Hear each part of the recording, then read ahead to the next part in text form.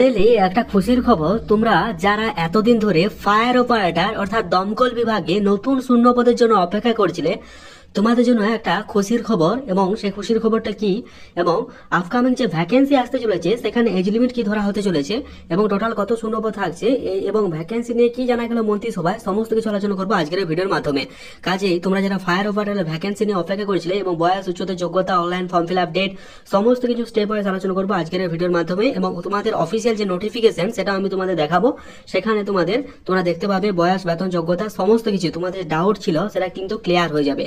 তো আজকের ভিডিওটা অত্যন্ত ইম্পর্টেন্ট, স্কিপ না করে শেষ পর্যন্ত দেখো, কথাগুলো মন দিয়ে শুনো, আশা করি একটু হলেও উপকারে আসবে। ভিডিও শুরু করার আগে প্রথমবার মতো এবার রিকোয়েস্ট, তোমরা যারা ভিডিও দেখছো অবশ্যই লাইক করো, চ্যানেল নতুন থাকলে চ্যানেলটা সাবস্ক্রাইব করে রাখো, কারণ তো চলো স্টেপ ওয়াইজ দেখে নেওয়া যাক। হয়তো আপনাদের সাথে আমি পেপার কাটিংটা তুলে ধরার চেষ্টা করেছি। দমকলে নিয়োগ সিদ্ধান্ত মন্ত্রিসভায় কি বলা হয়েছে দেখুন। এই সময় দমকল দপ্তরে 264টি নতুন নিয়োগের অনুমোদন দিল রাজ্য মন্ত্রিসভা। ঠিক আছে, অর্থাৎ ফায়ার অপারেটরে 264টি মানে নতুন যে নিয়োগের অনুমোদন, এই ভ্যাকেন্সিটা আরো বাড়বে। বৃহস্পতিবার মন্ত্রিসভার বৈঠকে এই নিয়োগের ছাড়পত্র ছাড়া রাজ্যে 6টি নতুন দমকল কেন্দ্র তৈরির সিদ্ধান্ত নিয়েছে। মানে রাজ্যে আরো নতুন 6টি যে নতুন দমকল কেন্দ্র হবে সেটাও কিন্তু সিদ্ধান্ত নিয়েছে মন্ত্রিসভার পক্ষ থেকে। এই জন্য নতুন দমকল কেন্দ্রগুলির পাশাপাশি অন্য দমকল কেন্দ্র শূন্যপদ নিয়োগের ছাড়পত্র মিলেছে কিন্তু মন্ত্রিসভায়। ঠিক আছে, সুতরাং বুঝতেই পারছেন যে 6টি যে নতুন দমকল কেন্দ্র তৈরি হয়েছে, তার সাথে নতুন যে দমকল কেন্দ্রের পাশাপাশি দমকলের শূন্যপদের কথা জানা হয়েছে মন্ত্রিসভায়। এখান থেকে এটা স্পষ্ট যে ফায়ার অপারেটরের নতুন ভ্যাকেন্সি কিন্তু খুব শীঘ্রই আসছে। ঠিক আছে, এবারে আমরা অফিসিয়াল ভাবে দেখে নেব, যেটা 2018 সালে বেরিয়েছিল, সেই 2018 সালের তথ্য অনুযায়ী সেখানে এজ লিমিট কি ধরা হয়েছিল, বয়স, বেতন, উচ্চতা, যোগ্যতা। ঠিক আছে, এখানে কিন্তু বয়সের ছাড় পাবে কিনা, ইডাব্লিউ যে একটা নতুন সেকশন অ্যাড করা হয়েছে, সেটার সমস্ত ডিটেলস আমরা একবার এক নজরে দেখে নেব। তো চলো দেখে নেওয়া যাক। আমি সরাসরি পিএসসি এর অফিসিয়াল থেকে ডাউনলোড করে নিয়েছি, public service commission official website থেকে, যেটা নোটিফিকেশনে বেরিয়েছিল 15/208/2018 সালে। সেখানে বলা হয়েছে application the prescribe format given is the কমিশনের ওয়েবসাইট থেকে তোমরা এটা ডাউনলোড করে নিতে পারবে। আমাদের টেলিগ্রাম চ্যানেলে আমি এটা দিয়ে দিচ্ছি, ওখান থেকে তোমরা ডাউনলোড করতে পারবে। National for produce government of India ability to, এখানে দাঁড়াও কোন পদের জন্য আমি আবেদন করছি, সেই পদটা আমি আগে তোমাদের দেখাই। সেটা হলো fire operator in the West Bengal fire service under the department of fire and emergency service government of West Bengal 1455 157 for OBC. এখানে দেখো 100 অর্থাৎ 1452 মানে প্রায় বলতে পারো 1400 ভ্যাকেন্সি কিন্তু বেরিয়েছিল। সেখানে কোন কোন পদের জন্য, মানে কোথায়, যেখানে জেনারেল ছিল 157, ওবিসির জন্য ছিল, ওবিসি বি এর জন্য ছিল, এসসি এসটি সব মেরিটোরিয়াস স্পোর্টস পারসন সমস্ত কিন্তু ভাগ করে দেওয়া হয়েছিল।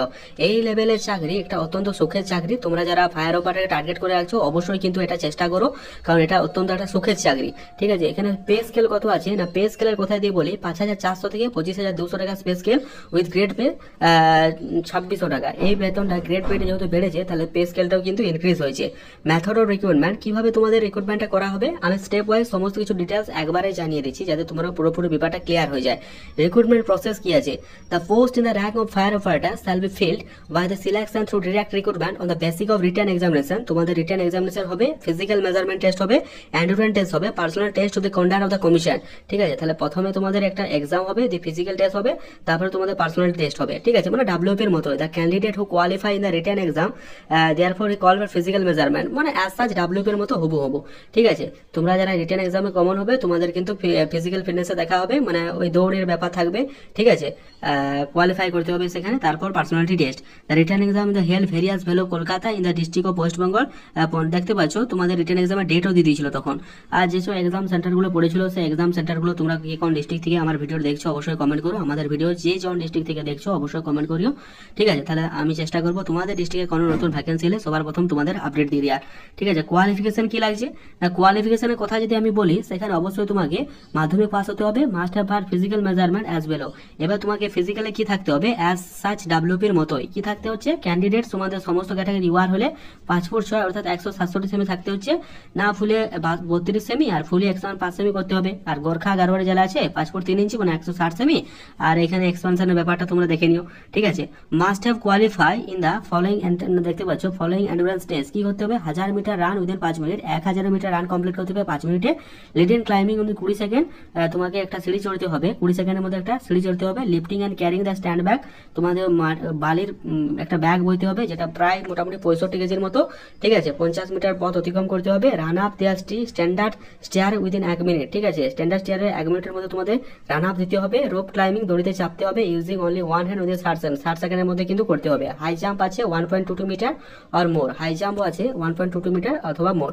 তোমরা চাইলে, আমি একটা রিকোয়েস্ট করবো, তোমরা চাইলে কিন্তু এই যে স্পোর্টস সেন্টার এটা তোমরা স্ক্রিনশট করে রেখে দাও, বা আমি আমাদের টেলিগ্রাম চ্যানেল দিয়ে দিচ্ছি, ওখান থেকেও ডাউনলোড করে নিতে পারো।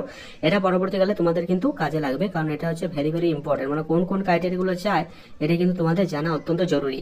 এরপর যেটা জানবো যে ডেসক্রাইবাল কোয়ালিফিকেশন কি লাগবে। অবশ্যই তুমি যদি মিনিমাম 1 এক্সপিরিয়েন্স 15 ইয়ার, এটা দরকার নেই।